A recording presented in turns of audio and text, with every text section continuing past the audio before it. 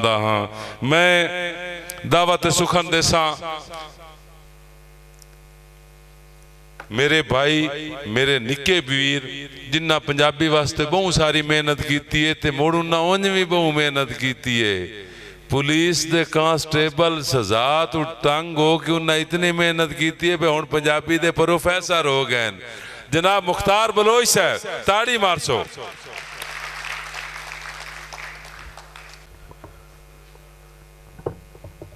प्रधान मुशायरा जनाब मार अल्ताफ जी और को इजाजत लेंदे होया गज़ल दे दो शेर सलीमी साहब तुहाडे वास्ते।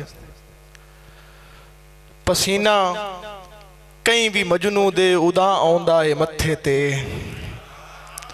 पसीना कई भी मजनू दे उदा आउंदा है मत्थे ते, जदा लैला दी अखीं विच या वट पाउंदा है मत्थे ते। मैं उसनू आख बैठा हम जो तेरे ख्वाब चासा, वटा के थार अखीं दी ओ रख सौंदा है मत्थे ते। बहुत शुक्रिया। एक गज़ल भाई यासिर वास्ते। पट्टी मोढ़ा दिता है ते कख मजदूरी कीती है, पट्टी मोढ़ा दिता है ते कख मजदूरी कीती है, गारे मैनू कज्जण दे लई वख मजदूरी कीती है, जिस दी जद भी मेरे सिर च मेरे लहू ते पली है, उस दे चार हिमैती आखन दख मजदूरी कीती है।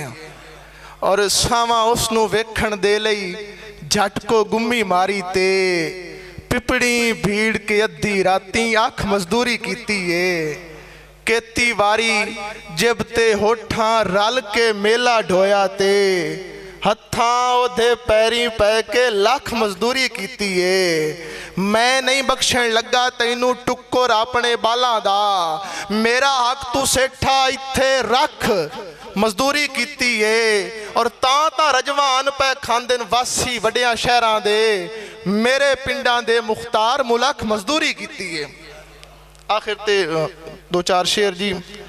आसिम मिजाज वजबर नू कीए होया, ये केड़े पासे नू वह गए उसे, मिजाज वजबर नू कीए होया, ये केड़े पासे नू वह गए उसे, कदी हाँ जिस दी न जी सुखांदी इशारे ओ देते छह गए उसे, उतावले दा तरोड़ कीता टिका के डिठा ते रज बहाया, सवारी जेड़ी ते आंदा जांदा ही हवा दे घोड़े नू खह गए उसे।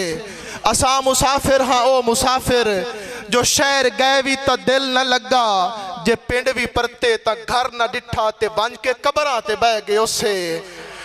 तू नैन कस नहीं मुलख नू दस नहीं, ओ बहु सियाणी चना दी रानी, जे तेरे बाणे फिराक ठीक है या विथ वपार है ता आए गए उसे।